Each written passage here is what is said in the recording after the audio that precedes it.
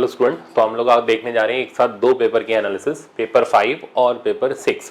अच्छा, आज के इस एनालिसिस की खास बात ये, अब जैसे लास्ट वीडियो में मैंने आपको बताया था कि आपको थ्योरेटिकल प्रॉब्लम्स करने हैं, जो रिवीजन वाला वीडियो था। तो कई सारे बच्चों ने ये पूछा, सर थ्योरेटिकल प्रॉब्लम करने कहाँ से हैं, कैसे होते हैं थ्योरेटिकल प्रॉब्लम। तो आज उन क्वेश्चन का आंसर मैं इस वीडियो में दे दूंगा कि थ्योरेटिकल प्रॉब्लम कौन से होते हैं, कहाँ से करने हैं, किस तरीके से करने हैं। क्योंकि आप एनटीए के टेस्ट में देखोगे या नीट के भी टेस्ट में देखोगे ना, तो ये थ्योरेटिकल प्रॉब्लम काफ़ी ज़्यादा पूछे जाते हैं। तो अगर आप थ्योरेटिकल प्रॉब्लम को, और कितनी देर, 10 से 15 सेकंड, सिर्फ और सिर्फ इतना टाइम लगता है किसी भी थ्योरेटिकल प्रॉब्लम को करने में। हाँ, आपको पहले से आने चाहिए, ठीक है ना। तो ये नहीं कि वहाँ थ्योरी में आप बैठ करके न्यूमेरिकल लगाओगे, और थ्योरेटिकल कैसे होते हैं वो भी अभी हम लोग देख लेंगे। तो आज की खासियत यही है कि हम लोग थ्योरेटिकल प्रॉब्लम इसके अंदर देखेंगे कि एनटीए कैसे थ्योरेटिकल पूछ रहा है और कैसे आपको नीट के लिए प्रिपेयर करने हैं। तो चलो स्टार्ट करते हैं। सबसे पहले हम पेपर 5 से स्टार्ट करने जा रहे हैं। ये पेपर 5 के कुछ इंपॉर्टेंट क्वेश्चंस हैं, ठीक है ना, इस तरीके के। अच्छा, अब जो रिपीट हो चुके हैं ऑलरेडी 3, 4 या 1 के एनालिसिस में, मैंने उनको वापस से नहीं लिया, तो इसलिए जो यहाँ फ्रेश क्वेश्चंस मेरे को मिले मैंने उनको रखा है। तो ये आपको आने चाहिए नीट एग्जाम के लिए, ठीक है ना। अब पहला प्रॉब्लम, अच्छा ये जो फर्स्ट प्रॉब्लम आप देख रहे हो, कोलिजन का प्रॉब्लम है। ये problem same as it is मैंने आपको टेस्ट के अंदर करा रखा है, ठीक है ना। आप कंसेप्चुअल टेस्ट उठा करके देख लेना या एडवांस टेस्ट देख लेना, आपको इस तरीके का प्रॉब्लम परफेक्टली इनइलास्टिक का मिल जाएगा। इवन क्रैश कोर्स में भी मैंने आपको बता दिया था कि यार इनइलास्टिक का ऐसा प्रॉब्लम आपको जरूर तैयार करके जाना है, और एनटीए भी वही पूछ रहा है, ठीक है ना। तो ये आपका वापस से चेक पॉइंट है कि यार ऐसा प्रॉब्लम हमें नीट के लिए जरूर प्रिपेयर करना है। अब प्रॉब्लम पढ़ो। ये कह रहा है आफ्टर परफेक्टली इनइलास्टिक कोलिजन, तो कोलिजन का टाइप परफेक्टली इनइलास्टिक है बिटवीन टू आइडेंटिकल पार्टिकल। तो दो पार्टिकल है, मासेस सेम है, आइडेंटिकल बोल दिया, which are moving with same speed in different directions. The speed of the particle becomes half of the initial speed. The angle between the velocity of two particle before collision is. अब अगर आप ऐसे problem में दिक्कत में आते हो तो वापस से प्रैक्टिस कर लो, वापस से सीख लो, कॉपी में नोट डाउन कर लेना। तो ये दो आइडेंटिकल पार्टिकल है, और इस तरीके का प्रॉब्लम इनइलास्टिक में आने का चांस इस साल मैक्सिमम है।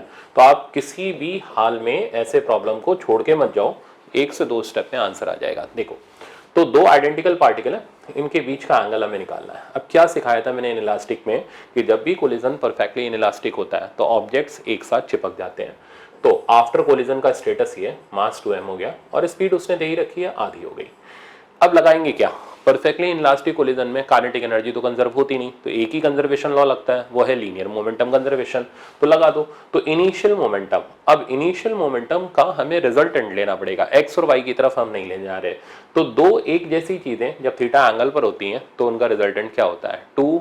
जैसे फोर्स की बात करो 2f cos थीटा बाई 2, तो इसी तरह मोमेंटम की बात करोगे तो twice of mv cos theta by 2, ये हो गया इनिशियल मोमेंटम। फाइनल आपके सामने रहा, सब्स्टिट्यूट कर दो, twice of m v by 2, ये यहां से गया, mv वाला फैक्टर यहां से गया, एंड cos थीटा बाई 2 की वैल्यू बेटा हमारे पास आ गई हाफ, थीटा बाई 2 की वैल्यू हो गई 60 और थीटा की वैल्यू आ गई 120।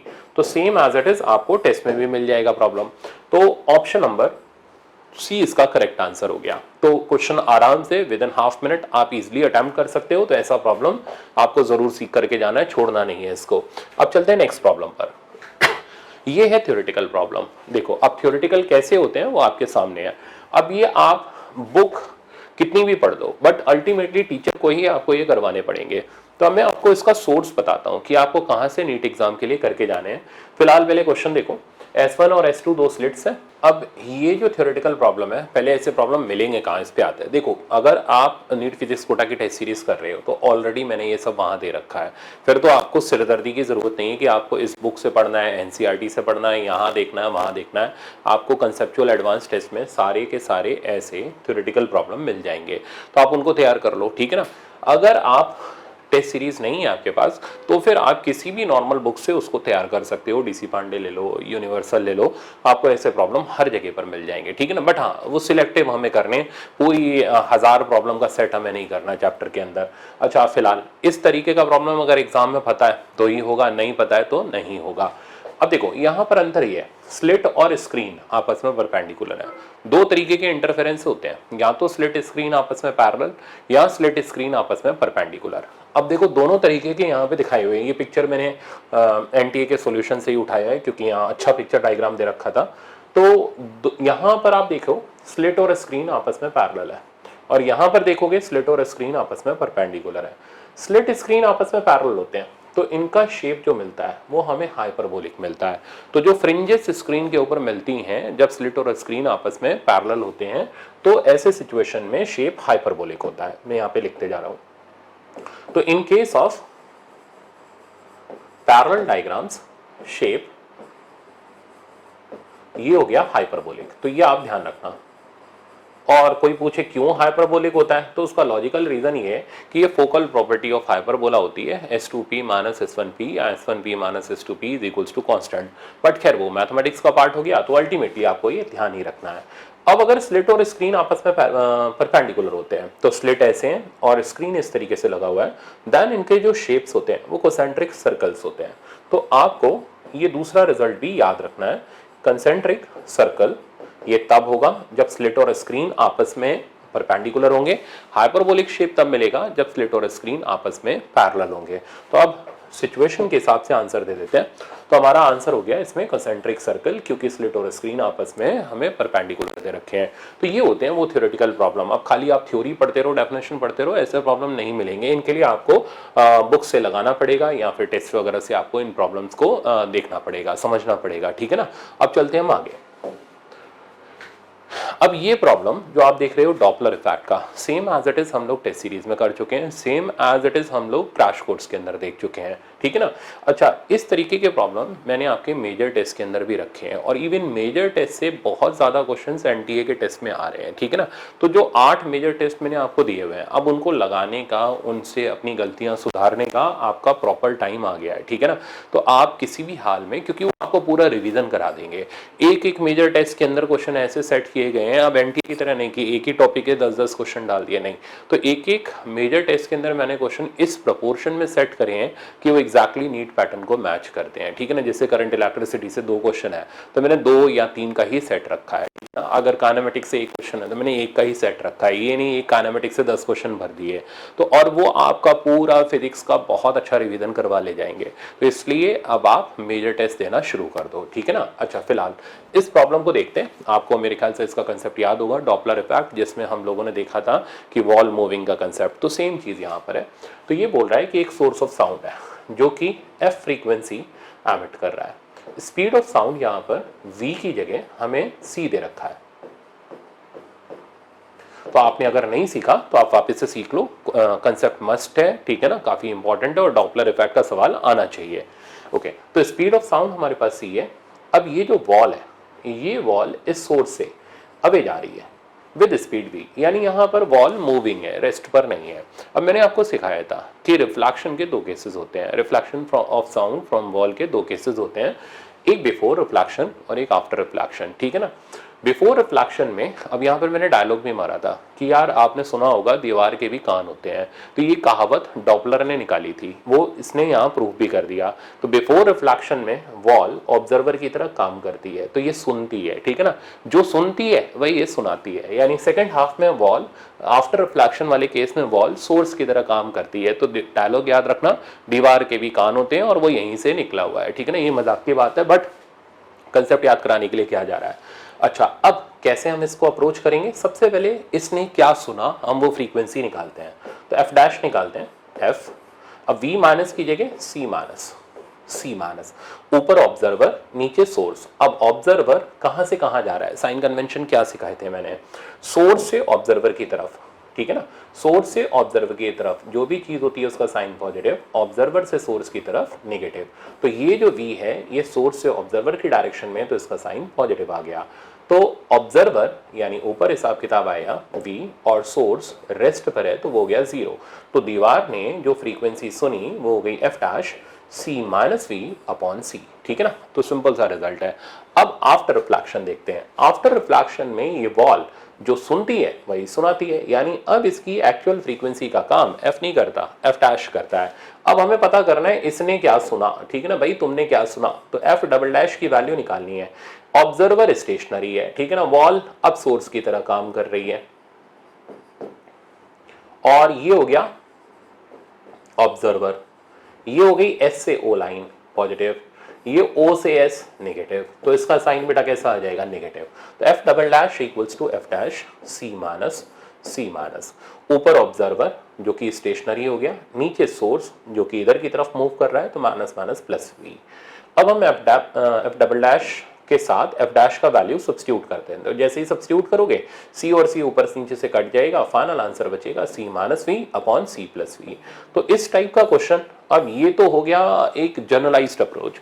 न्यूमेरिकल भी आपके नीट एग्जाम के लिए मस्ट है। न्यूमेरिकल में क्या करेगा एग्जामिनर, वैल्यू डाल के दे देगा, जैसा मैंने आपके टेक्स्ट में दे रखा है कि वैल्यू डाल करके ये प्रॉब्लम वहां पर अरेंज्ड है, तो बस लगाते जाओ, आपका इसमें परफेक्शन होता चला जाएगा। मेरे ख्याल से यही चाहिए फिजिक्स सीखने के लिए, और इससे ज्यादा तो कुछ हाथ पांव मारने की जरूरत नहीं है भैया। जो चीजें आती हैं एग्जाम में वो हमें पहले से प्रैक्टिस में होनी चाहिए, ठीक है ना। तो इतना ही करना है, कोई आपने बहुत ज्यादा रिसर्च तो करनी नहीं है, तो आसान है, बस खाली थोड़ी सी मेहनत करो। अब चलते हैं नेक्स्ट प्रॉब्लम पर। अब देखो नेक्स्ट प्रॉब्लम, ये भी सीख चुके हो आप मेरे से, ठीक है ना। तो ये रोटेशनल मोशन में स्टैटिक इक्विलिब्रियम का प्रॉब्लम है, जिसके अंदर मैंने आपको कांसेप्ट सिखाया था टॉर्क को बैलेंस करना, ठीक है ना। तो अगर आपने वो देख रखा है लेक्चर, अच्छी बात है, नहीं देख रखा तो यहाँ सीख लो। तो अब कंसेप्ट ये है, कहता है a boy and a man carry a uniform rod. तो ये मैन और ये बॉय, ये एक रॉड को कैरी कर रहे हैं शोल्डर पर, ठीक है ना। अच्छा, horizontally in such a way that boy gets 1/4 of the load. तो इस रॉड का 1/4 लोड इसके कंधे के ऊपर आ रहा है बॉय के। अब इसका मतलब क्या है, तो सबसे पहले रॉड का mg ये लगा। अब ये जो बॉय है ये 1/4 लोड इसका बियर कर रहा है, ठीक है ना। तो इसका मतलब ये निकला, इसके शोल्डर से जो नॉर्मल रिएक्शन है, कुछ भी नाम डाल दो n1, इसकी वैल्यू mg/4 है, ठीक है। तो पहली चीज यहां पर क्लियर हो गई। If boy is at one end of the rod, तो मैंने इसको ऑलरेडी डायग्राम में एक कॉर्नर पर लगा रखा है। We have to find out the distance of the man from the other end. तो मैन का डिस्टेंस अदर एंड से कितना है, तो ये डिस्टेंस हमें निकालना है, ठीक है ना। तो इसमें डायग्राम मस्ट है कि आपको आना चाहिए। अच्छा, अब क्योंकि 1/4 लोड इसने ले रखा है, तो भाई बाकी जो बचा टोटल लोड कितना है, mg। 1/4 इधर आ गया तो 3/4, 3/4 mg इधर आ गया। अब आपने करना क्या है, you have to find out only the value of x। कैसे निकालोगे, अब फोर्सेस तो बैलेंस हो चुकी, तभी तो मैंने इसकी वैल्यू लिखी। टॉर्क बैलेंस करते हैं, क्या सिखाया था, किसी के भी अबाउट कर दो कोई फर्क नहीं पड़ता। तो हम इसमें टॉर्क को बैलेंस करने जा रहे हैं, और मैं टॉर्क बैलेंस इसमें इसकी अबाउट कर लेता हूं टॉर्क। अच्छा, जब हम इसके अबाउट करेंगे तो इस n2 का टॉर्क हो जाएगा 0, दो चीज टॉर्क देगी mg का टॉर्क हो गया बेटा ये क्लॉकवाइज ऑर्डर में, और इधर से n1 इसका टॉर्क हो गया एंटी क्लॉकवाइज ऑर्डर में। दोनों टॉर्क को बैलेंस कर लेते हैं, बट हमें परपेंडिकुलर डिस्टेंस चाहिए। तो यहां से ये डिस्टेंस, अब ये डिस्टेंस तो आपको ही लिखना पड़ेगा ना। तो यहां से लेकर के यहां तक, है ना, ये हो गया l/2। तो बच्चों ये हो गया l/2 - x। ओके, अब ये डिस्टेंस, तो ये इसकी नाक से नहीं है, ये मतलब यहां से लेकर के यहां तक का डिस्टेंस है, and this distance is l - x। तो हमें दोनों डिस्टेंस मिल गए। अब हम टॉर्क बैलेंस कर देते हैं। तो इस कैपिटल mg का टॉर्क हो गया कैपिटल mg l/2 - x, और n1 जिसकी वैल्यू mg/4 है, इसका टॉर्क हो गया mg/4 इंटू यहां से यहां तक का distance which is l - x। अब कर लो सॉल्व, ये यहां से कैंसिल हुआ, 4 को इधर भगाओ, तो ये हो जाएगा twice of l - 4x, l - x, इसको l को इधर लाओ, और ये बन गया हमारे पास 3x। तो x की बेटा वैल्यू आ गई हमारे पास l/3। दैट मीन्स ये जो मैन है इस कॉर्नर से l/3 के डिस्टेंस पर है। Problem number 1 correct. अब कहने वाले इसको कहते हैं कि यार ये वही बहुत हार्ड, पर नहीं, बहुत हार्ड नहीं है। अगर आपकी प्रैक्टिस ठीक है, ऐसा भी नहीं बहुत मतलब खतरनाक प्रॉब्लम था, ठीक था, कर सकते हैं बहुत आराम से। तो अपने एनटीए या नीट के अंदर प्रॉब्लम ऐसे आते हैं जिसमें आप कंसेप्ट अप्लाई करो, 1-2 स्टेप में सोल्यूशन आपको मिल जाएगा। इतना ही चाहिए यार नीट के सिलेक्शन के लिए, ये नहीं कि आपको बहुत हाई लेवल तक के इंटीग्रेशन करने, इतने है ही नहीं तो क्यों करोगे। अब चलते हैं हम नेक्स्ट प्रॉब्लम पर। तो तो नेक्स्ट जो प्रॉब्लम आप देख रहे हो ये भी थ्योरेटिकल प्रॉब्लम है, same as it is word to word मैंने आपको प्रोजेक्टाइल में कराया था। मैं वर्ड भी बता देता हूँ क्या बोले थे कि एक प्रोजेक्टाइल पे बैठ के दूसरे प्रोजेक्टाइल को देखते हैं तो जी नहीं लगता आपको। अब जिसने ये अटेंड किया है, जिसको पता है उसको पता है, ठीक है ना, जिसने नहीं अटेंड किया उसको नहीं पता चलेगी ये बात। तो ये सारी चीजें और सेम आज इट इज मैंने टेस्ट में डाला था, वो इसीलिए डाला था क्योंकि क्वेश्चन इंपॉर्टेंट है, वो आपके सामने देख रहे हैं। तो एक प्रोजेक्टाइल या एक पार्टिकल जो फ्रीली अंडर ग्रेविटी चल रहा हो उस पर बैठ के दूसरे को देखें तो जी यानी acceleration due to gravity cancel out हो जाते हैं और पार्टिकल की वेलोसिटी कांस्टेंट हो जाती है और उसका पाथ स्ट्रेट लाइन हो जाता है। तो एक प्रोजेक्टाइल से बैठ के दूसरे प्रोजेक्टाइल को देखने पर पाथ कैसा नजर आता है, स्ट्रेट लाइन। अब ये बातें आप जैसे जैसे प्रैक्टिस करते जाओगे, न्यूमेरिकल लगाते जाओगे, टेस्ट देते जाओगे, समझ आती जाएंगी, ठीक है ना। आप खाली बुक पढ़ते रहोगे कथा की तरह तो नहीं आएगी। तो इसका आंसर हो गया a straight line making a constant angle with the horizontal। तो ये इसका परफेक्ट आंसर हो गया। तो आई थिंक आपको समझ आ गया होगा, ठीक है ना, कि किस तरीके से मैंने इसको अटेम्प्ट किया। और डिटेल देखनी है, देख लो क्या जा रहा है, आधे मिनट के अंदर आप सीख जाओगे। तो मैंने इसको मान लो इधर प्रोजेक्ट किया और इसको मान लो इधर प्रोजेक्ट किया, ये जी इधर लगा, ये जी इधर लगा। अब अगर आप रिलेटिव मोशन करोगे, इसके ऊपर बैठ करके देखोगे तो ये जी और ये जी कैंसिल हो जाएंगे। क्यों? क्योंकि रिलेटिव मोशन में चीजें अपोजिट डायरेक्शन में ट्रांसफर होती हैं। ये v1 इसको इधर मिल जाएगा। तो इस ऑब्जेक्ट के ऊपर बैठ करके इस ऑब्जेक्ट को देखने पर ये समथिंग कुछ एक नेट वेलोसिटी से या रिलेटिव वेलोसिटी से इस पाथ में जाता हुआ दिखाई देगा। तो कैसा पाथ हो गया? Straight line making at certain angle. अब वो एंगल बार बार चेंज नहीं होगा क्योंकि वेलोसिटी कांस्टेंट है।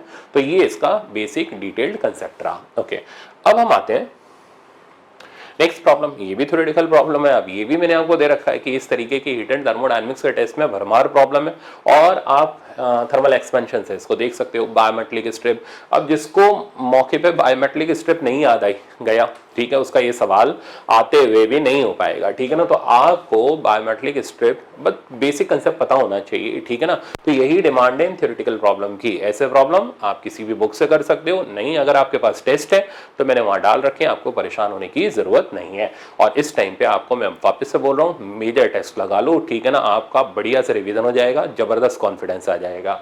अब इस प्रॉब्लम को देखो, तो बायोमेट्रिक स्ट्रिप, तो दो डिफरेंट मेटल की स्ट्रिप ये रही, तो ये मेटल 1 और ये metal 2।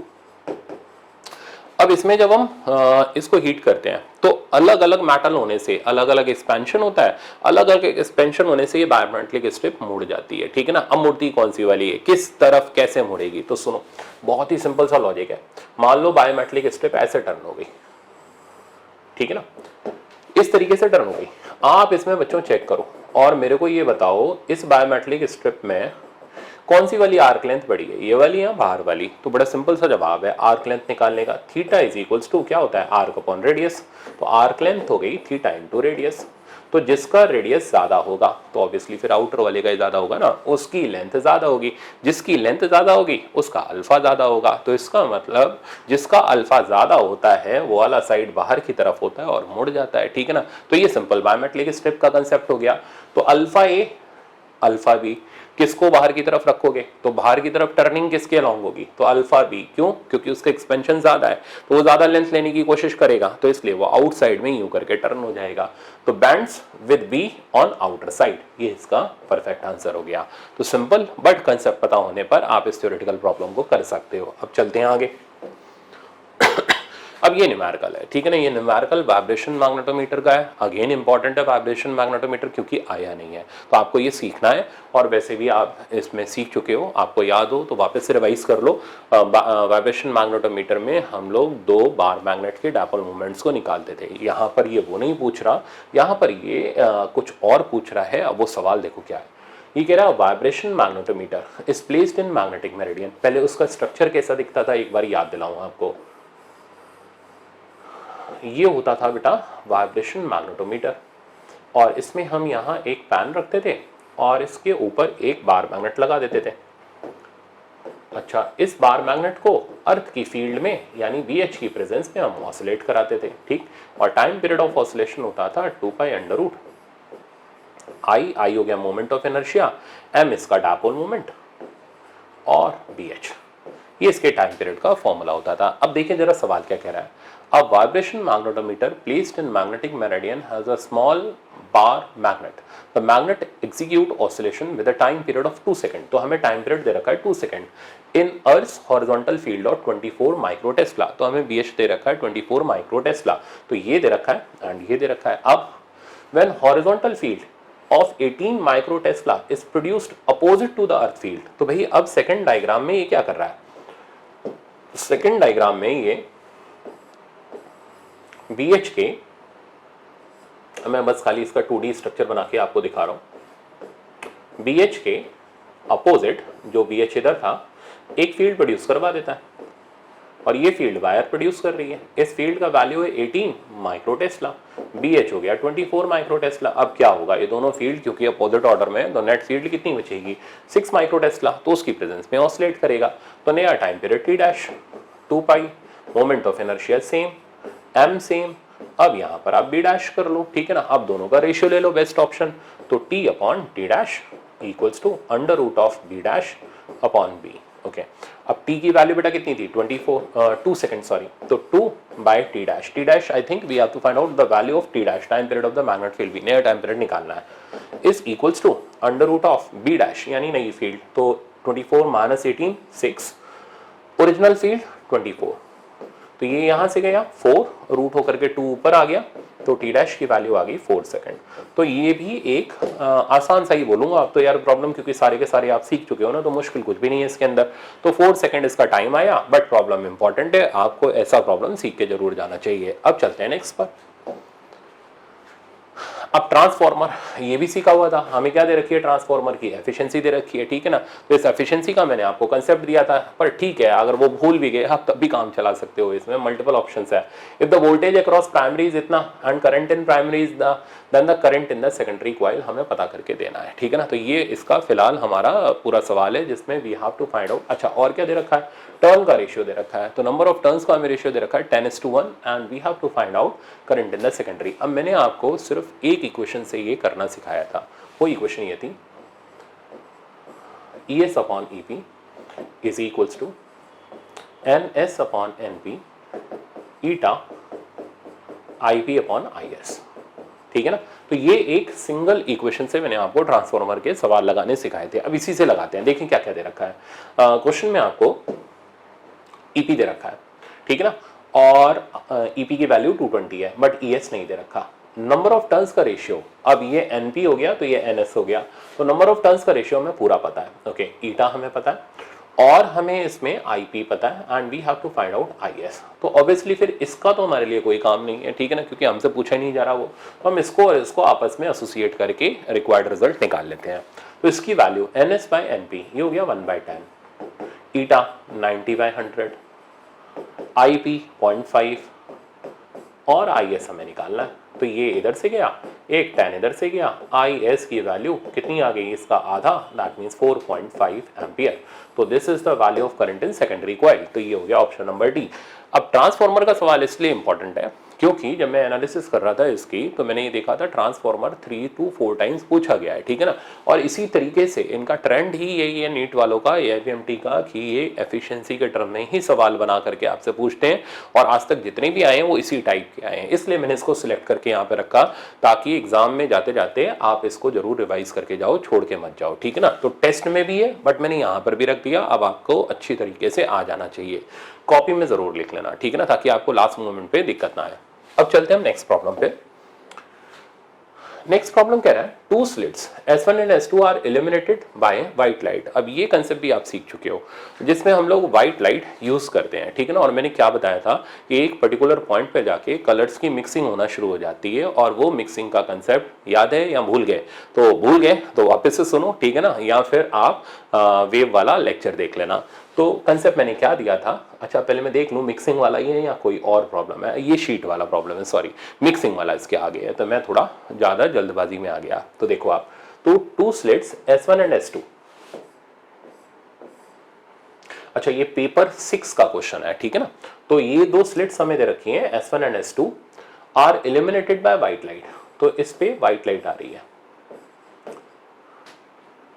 So source gives a white central maxima. ठीक है भाई, ये पूरी कहानी आपको सुना रहा है कि सेंट्रल मैक्सिमा वाइट कलर का मिलता है। A transparent sheet of refractive index 1.25 and thickness T1 is placed in front of S1। तो हमने S1 के फ्रंट में एक थिन ट्रांसपेरेंट शीट रखी, ठीक है ना, और इसकी थिकनेस है T1 एंड इसका रिफ्रैक्टिव इंडेक्स है 1.25। अब शीट क्या करती है बेटा, शीट सेंट्रल मैक्सिमा को शिफ्ट कराती है, किस तरफ, जिस डायरेक्शन में शीट लगी हुई हो। अच्छा, अभी और कहानी बाकी है, कह रहा है another transparent sheet of refractive index 1.5 and thickness T2 is placed in front of S2। तो हमने यहां पर 1.5 और थिकनेस T2 का एक शीट रखा। Okay, if central maxima is not affected then the ratio of T1 by T2। तो बहुत ही आसान है, ये अपनी तरफ शिफ्ट कराएगा, ये अपनी तरफ शिफ्ट कराएगा, ठीक है ना, और ना ये शिफ्ट करा पा रहा है ना ये शिफ्ट करा पा रहा है, सेंट्रल मैक्सिमा सेंटर पर ही बन रहा है, यानी दोनों की शिफ्टिंग इक्वेट कर दो। तो S1 इक्वल्स टू S2 कर देते हैं। S1 का फॉर्मूला क्या सीखा था, T mu minus 1 capital D by small d is equals to T2 mu 2 minus 1 capital D by small d। I think अब आप बहुत इजीली मैनेज कर लोगे। तो आपको फाइंड करना बेटा T1 बाय T2, हो गया काम खत्म, mu 2 minus 1 divided by mu 1 minus 1। अब कर लो इसको सॉल्व, म्यू 2 माइनस 1, म्यू 2 का वैल्यू हो गया हमारा 1.5, तो 1.5 minus 1 which means 0.5 divided by 1.25 minus 1 तो 0.25, आंसर आ गया 2:1। तो थिकनेस हो गई T1 बाय T2 का रेशियो हमारे पास आ गया 2:1, ऑप्शन नंबर बी करेक्ट हो गया। ठीक, तो ये भी प्रॉब्लम आपका थिन ट्रांसपेरेंट शीट का था, बट आप सीख चुके थे और इस टाइम हम लोग उसको रिवाइज ही करते चल रहे हैं। इससे बढ़िया आपको रिवीजन का दूसरा चांस नहीं मिलेगा, आप सीखो इसको। अब ये प्रॉब्लम घिस गया है बेचारा आते आते, ठीक है ना, टेस्ट में भी आ चुका, आप इसको कंसेप्चुअल टेस्ट में भी सीख चुके, आप इसको क्रैश कोर्स के अंदर भी सीख चुके, ठीक है ना, नीट में भी आ चुका, बट क्योंकि ये घिसा हुआ प्रॉब्लम है तो बार बार आता रहेगा, इसलिए मैंने इसको यहाँ रखा है। आ जाओ चलते चलते एक बार रिवाइज कर लेते हैं। क्या पता करना है, ए और बी पॉइंट यहाँ पर है, थोड़ा सा कट गया ये, ए और बी के बीच का हमें पोटेंशियल डिफरेंस निकालना है। तो VA माइनस VB की वैल्यू निकालनी है। करंट को पहले आगे कैरी फॉरवर्ड करो, 2 एम्पियर, यहाँ पर भी 2 एम्पियर एंड इधर भी 2 एम्पियर। अब साइन लगाओ, साइन लगाने का मेथड आप जानते हो, ठीक है ना। तो क्या सिखाया है मैंने, करंट जिस डायरेक्शन में चल रहा है, तो रेजिस्टेंस में जहां करंट पहले टकरा है वो पॉजिटिव, नेक्स्ट नेगेटिव, बैटरी का बड़ा वाला पॉजिटिव, छोटा नेगेटिव, ये प्लस ये माइनस, ये माइनस, ये प्लस, ये प्लस, ये माइनस। और हमारे साइन के तरीके क्या है, जो पहला मिल जाए वही साइन उठा के लगा दो। तो VA माइनस VB में हम A से B की तरफ चलते हैं, तो पहला साइन हमें मिला प्लस और वोल्टेज हो गया 12, ठीक है ना, IR के हिसाब से। दूसरा B बेटा हमें मिला प्लस, वोल्टेज हो गया 12।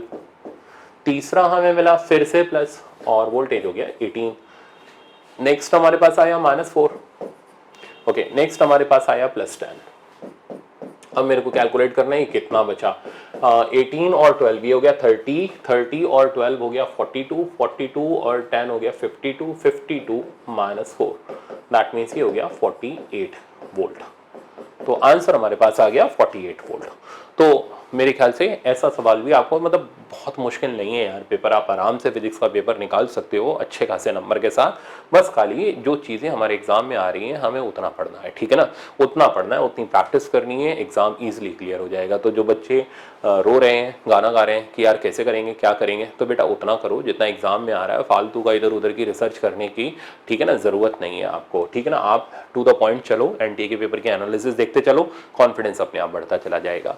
अब चलते हैं आगे। तो नेक्स्ट प्रॉब्लम ये है, अब ये कोसेंट्रिक शेल का प्रॉब्लम है और इसमें आपको मैंने जब पढ़ा रहा था क्रैश कोर्स तो मैंने आपको ग्राफ बनाने सिखाए थे, ठीक है ना। अब इसने ग्राफ तो नहीं पूछा, इसने चार्जेस का रेशियो पूछा, बट मेरा सजेशन है आप ग्राफ भी जरूर ड्रॉ कर लेना, ठीक है ना।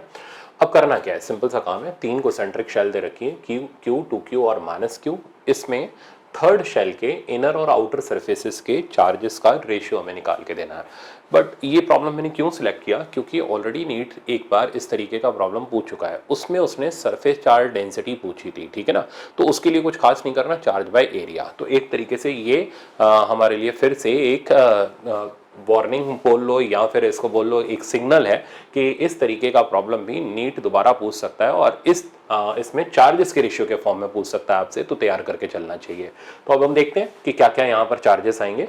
अब इसके लिए हम सिंपल सा कंसेप्ट इंडक्शन का लगा लेते हैं, यहाँ Q तो इधर आ जाएगा -Q अब इस प्लेट का टोटल चार्ज 2q है, तो इधर आ चुका -q, तो आउटर सरफेस पर आएगा ये माइनस ये, दैट मीन्स 3q। तो इधर 3q, तो इधर इंडक्शन से -3q।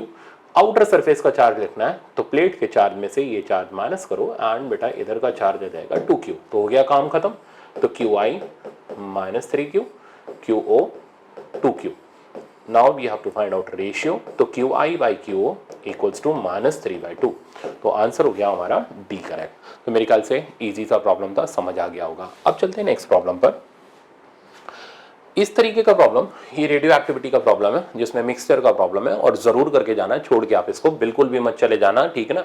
टेस्ट के अंदर जितने रेडियो एक्टिविटी के हैं सारे जरूर करके जाना, और ऐसे मैंने कम से कम 2-3 तो रखे हैं ताकि आपकी प्रैक्टिस अच्छी सी हो जाए, ठीक है ना।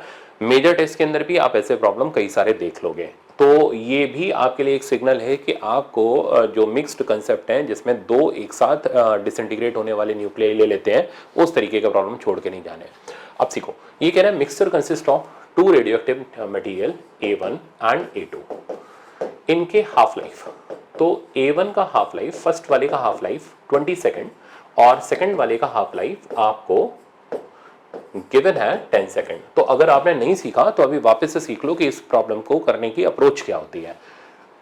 Initially the mixture has 40 gram of A1, तो इनिशियली अब N नॉट की जगह M नॉट दे रखा है, मतलब ओरिजिनल मास दे रखा है। तो M नॉट ऑफ फर्स्ट ये हमें बेटा दे रखा है 40 ग्राम। M नॉट ऑफ सेकेंड हमें दे रखा है 160 ग्राम। अब करना क्या है, we have to find out the amount of the two in the mixture will become equal after, यानी we have to find out time जब फाइनल अमाउंट दोनों का सेम हो जाए। तो इसका फाइनल अमाउंट, अब पहले फॉर्मूला लगाएंगे, m01 डिवाइडेड बाय 2 की पावर n1, जहां n1 number of half life को रिप्रेजेंट कर रहा है। इसका final amount which is equals to m02 by 2 की पावर n2। अब इसमें इसने बोला कि फाइनल अमाउंट इक्वल हो जाए। कई बार ये इक्वल ना करके रेशियो 1/2 कर दो, 1/8 कर दो, तो हमें उस तरीके के सर्कमस्टेंसेस के लिए भी पहले से वेल प्रिपेयर्ड रहना है। तो दोनों को हम अभी तो फिलहाल इक्वेट कर देते हैं वैल्यू डाल करके। m01 हमारे पास हो गया 40 बाय 2 की पावर n1। n1 लिखने का तरीका given time by T half, तो गिवन टाइम हम t ले लेते हैं बेटा, और टी हाफ हमें दे रखा है इसमें 20 सेकेंड। ओके, अब आप यहाँ अभी इसको फॉर द टाइमिंग n1 ही रहने दो, बाद में निपट लेंगे।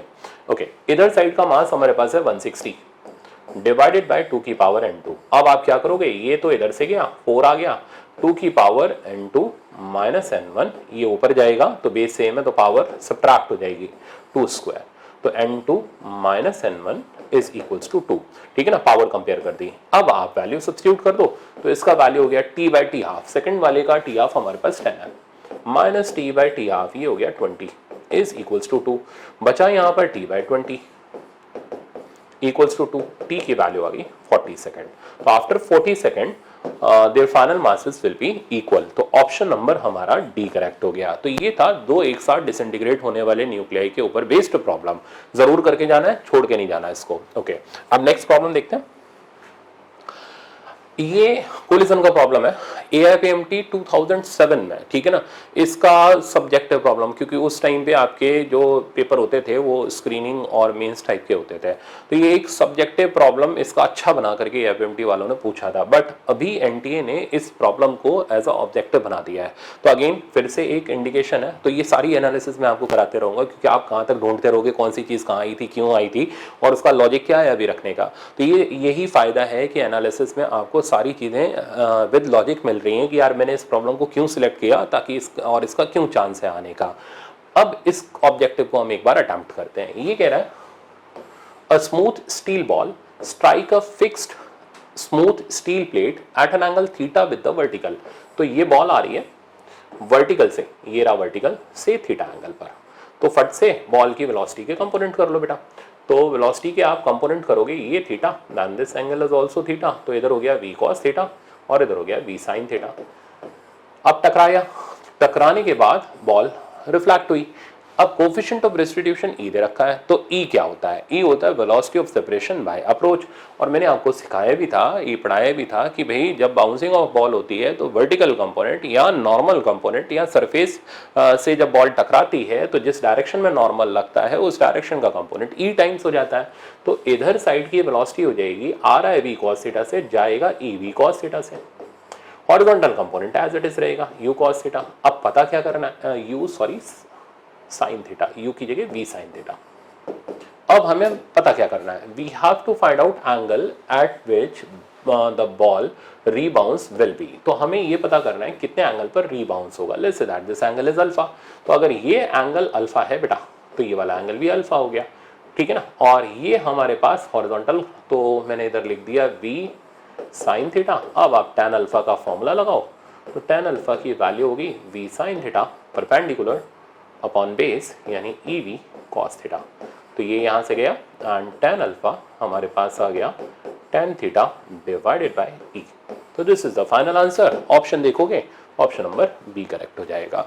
तो ये एक सब्जेक्टिव आया था जिसको ऑब्जेक्टिव बना करके वापस से यहाँ पर रखा गया है। तो ऐसा प्रॉब्लम आपको सीख के जाना है। अब क्या क्या पूछ सकता है, तो भाई बाउंसिंग के वो जो हम लोगों ने फॉर्मूले देखे थे, ठीक है ना, कि कितना डिस्टेंस कवर करता है, कितने टाइम तक बॉल उछलती है, वो चीज़ आप रिवाइज कर लो इसमें, ठीक है ना। अब चलते हैं हम नेक्स्ट पर।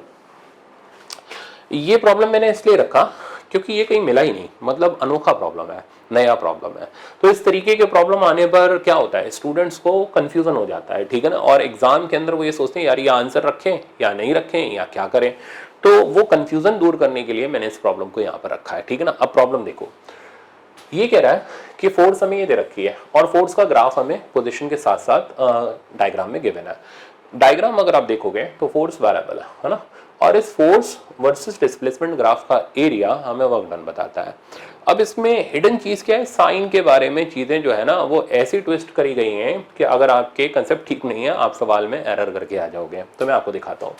तो वर्क डन अगर हम कैलकुलेट करें तो वो हो गया इंटीग्रल fx dx, कहां से कहां तक, a से लेकर के d तक। अब a से d क्यों, क्योंकि x वाले में तो यार x की लिमिट डालेंगे ना, तो x की इनिशियल लिमिट होगी a, फाइनल हो गई d।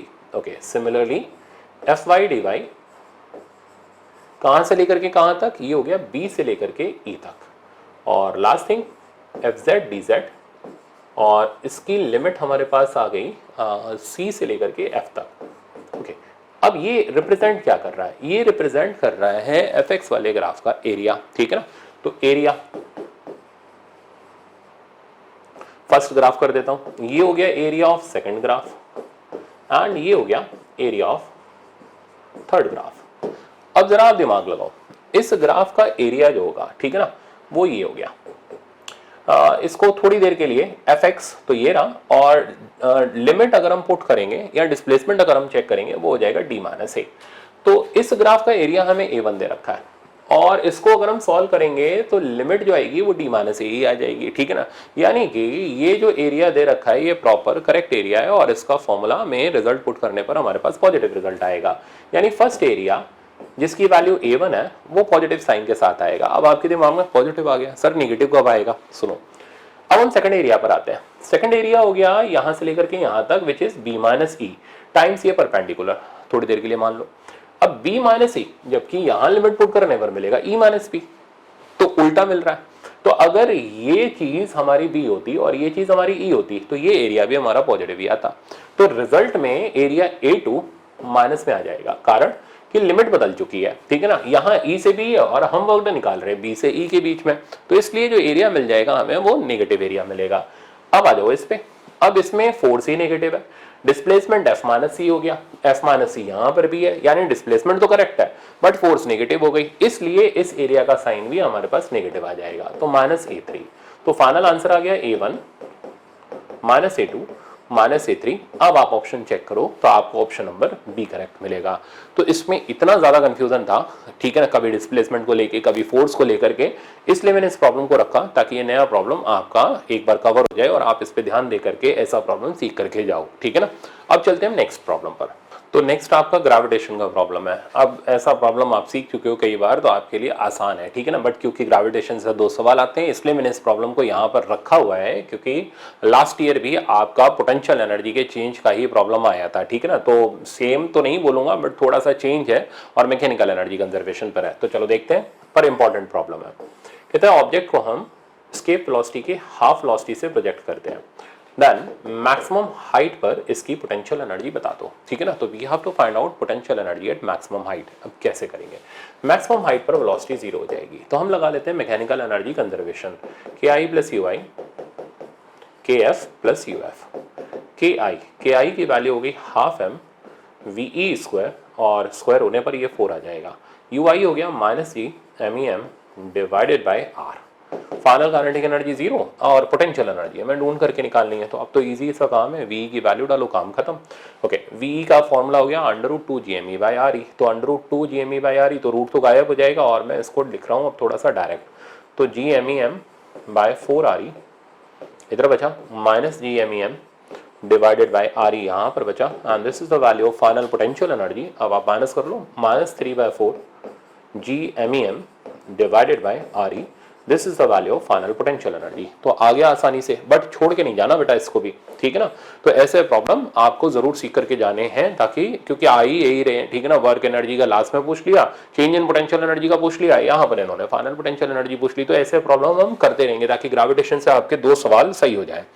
अब आते हैं इस पे, ये सर्कुलर मोशन का प्रॉब्लम है, ठीक है ना। बट क्या इसमें डर ज्यादा लगेगा स्टूडेंट को, क्यों? क्योंकि डायग्राम ऐसा दे रखा है, तो most of the student diagram देख करके, फिर प्रॉब्लम में ये आंसर देख करके, ना यार हमसे तो ना हो पाएगा, छोड़ दो इसको।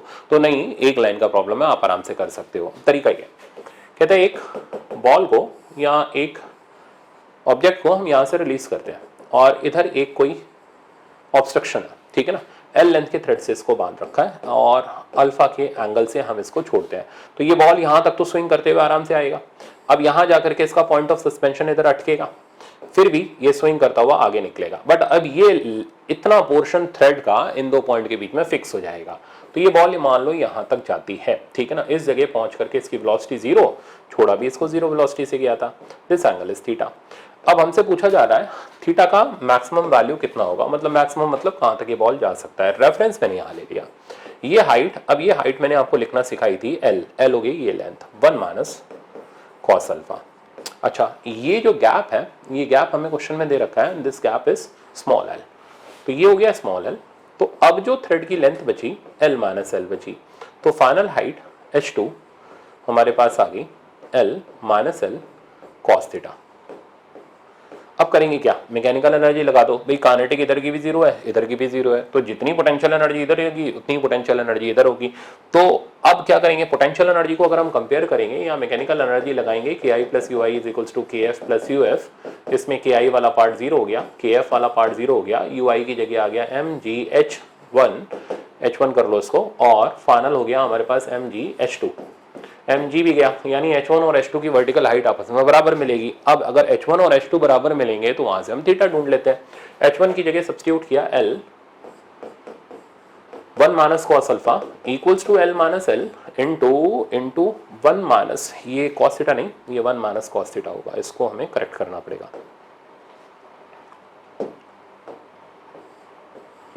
तो L minus L 1 minus cos alpha cos theta, तो मैं इसको यहाँ सब्स्टिट्यूट कर रहा हूँ, L minus L 1 minus cos theta. Okay, अब हम यहाँ से कॉस थीटा से थीटा की वैल्यू ढूंढ के निकाल लेंगे, बट कैलकुलेशन थोड़ी संभाल करके करनी है। सबसे पहला काम तो हम ये करते हैं, L माइनस L को नीचे ले जाओ, तो capital L by L minus L into 1 minus cos alpha equals to 1 minus cos theta. यहाँ से बच्चों कॉस थीटा की वैल्यू हमारे पास आ गई, इसको इधर लाओ और इस टर्म को इधर लाओ, 1 minus L 1 minus cos alpha divided by L minus L। अब आप एलसीएम लेकर के काम खत्म कर दो, तो कॉस थीटा की वैल्यू आ गई, एलसीएम में ये इधर गया L माइनस L, इसको ओपन कर लो, minus L plus L cos alpha divided by L minus L। देखें क्या बात बनती है, ये यहाँ से कैंसिल आउट हुआ और कॉस थीटा का रिजल्ट हमारे पास आ गया, यहाँ से हमारे पास मिला L cos alpha minus small L by L minus L, और कॉस इनवर्स में आंसर आ जाएगा। आप देखते हैं क्या आ रहा है, तो L cos alpha minus L divided by L minus L का कॉस इनवर्स, यानी ऑप्शन नंबर बी करेक्ट हो गया।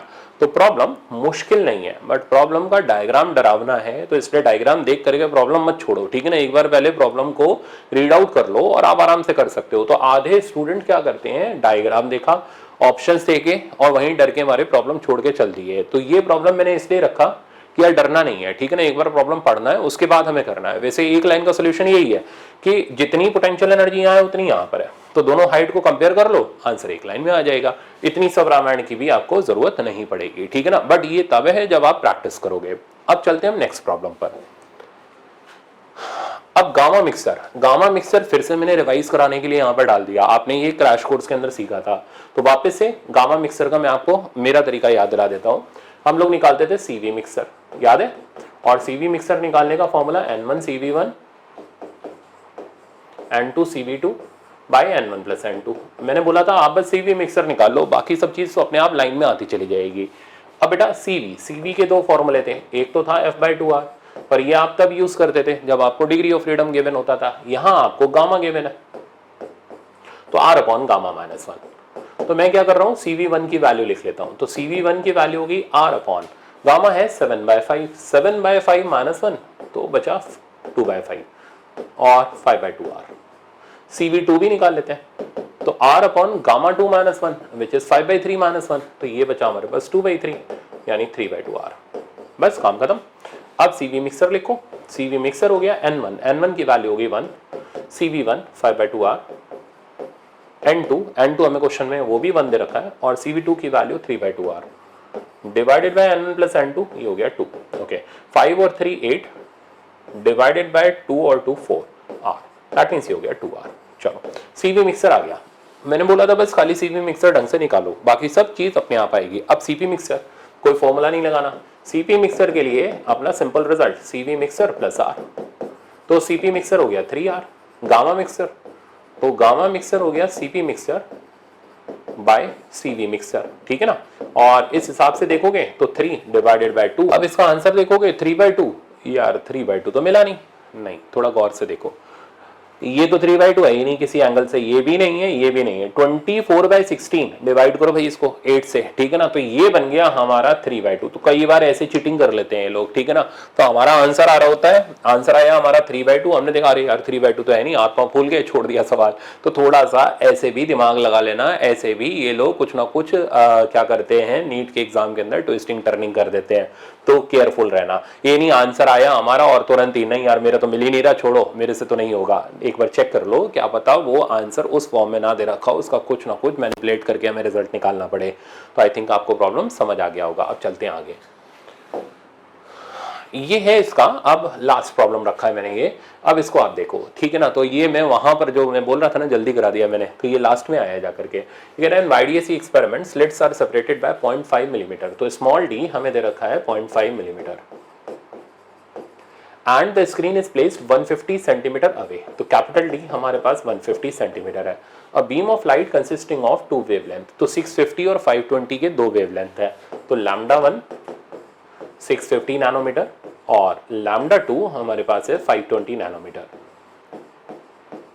is used to obtain interference the least distance from the common central maximum where the bright fringes due to both coincide। तो दो colour की wavelength कहां पर मिलेंगी, तो क्या कंसेप्ट सीखा था आपने इसमें कि ये जहां पर भी मिलेंगी वहां के लिए हम लोग लगाते हैं N1 λ1 इक्वल्स टू N2 λ2, खत्म काम। यहां से N1 और N2 का मिनिमम इंटीग्रल रेशियो निकाल लेते हैं, फिर हम y की वैल्यू दे देंगे इसको। तो पहले इसको सॉल्व करते हैं, तो N1 bye N2 λ2 bye λ1 520 bye 650, तो ये इधर से कैंसल आउट हो गया, तो बचा हमारे पास 52/65, ये कटेगा अभी 13 से कटेगा, ठीक है ना, तो ये आ गया 4/5, तो 4/5, इसका मतलब पहले वाले वेवलेंथ का 4th मैक्सिमा दूसरे वाले वेवलेंथ के 5th मैक्सिमा पर फर्स्ट टाइम ओवरलैप कर रहा है, किस जगह पर, तो we have to find out value of y1, तो N1 λ1, अब जरूरत है कैपिटल D और स्मॉल d की, अब आप वैल्यू लगा दो इसके अंदर, तो N1 की जगह आ गया बेटा 4, λ1 650, नैनोमीटर को आपने लिखा 10⁻⁻⁹, कैपिटल D हमारे पास 150 सेंटीमीटर है, तो सेंटीमीटर है तो मीटर में डालना पड़ेगा, मैं इसको यहीं पर 1.5 कर दे रहा हूँ। स्मॉल d बेटा हमारे पास 0.5 मिलीमीटर है, तो इंटू 10⁻³ आ गया। अब आप इसको सॉल्व कर लो और आई थिंक आपको मिल जाना चाहिए 7.8 मिलीमीटर विदाउट एनी दिक्कत, तो आपका ऑप्शन नंबर इसमें सी करेक्ट हो जाएगा। तो क्या सीख मिली कि जो टेस्ट है उनके अंदर कोई बहुत हार्ड लेवल के सवाल नहीं आते, जो हम पढ़ रहे हैं हमें उतना ही पढ़ना है, ठीक है ना। और हमें अच्छी तरीके से उन चीज़ों को प्रैक्टिस करनी है, ये नहीं कि खाली थ्योरी ही थ्योरी पढ़ते रहनी है। तो अब आप प्रैक्टिस करो मन लगा करके। अब मैं फिर आपको रिकमेंड करूंगा कि आप मेजर टेस्ट लगा लो, ठीक है ना। आपका फुल फिजिक्स का रिवीजन हो जाएगा अच्छे से और आप आराम से नंबर 150 160 सिक्योर कर लोगे, आपको दिक्कत नहीं आएगी, ठीक है ना। फिजिक्स के अंदर जैसे मैं सवाल कर रहा हूँ स्मूथली, वैसे ही आपका भी इसमें परफेक्शन आ जाएगा। बस इतना करना है, फिर से बोल रहा हूँ, मेजर टेस्ट जरूर कर लो, छोड़ना मत आप, ठीक है ना। और कहीं दिक्कत आए उसका वीडियो सोल्यूशन जरूर देख लेना, ठीक है। अब मिलेंगे हम लोग, अब थोड़ी फ्रीक्वेंसी में बढ़ा दूंगा इनकी, तो अब हम मिलेंगे नेक्स्ट एनटीए एनालिसिस में, जिसमें हम लोग करेंगे पेपर 7 और 8 की एनालिसिस और उसके इंपॉर्टेंट क्वेश्चन देखेंगे। Thank you so much.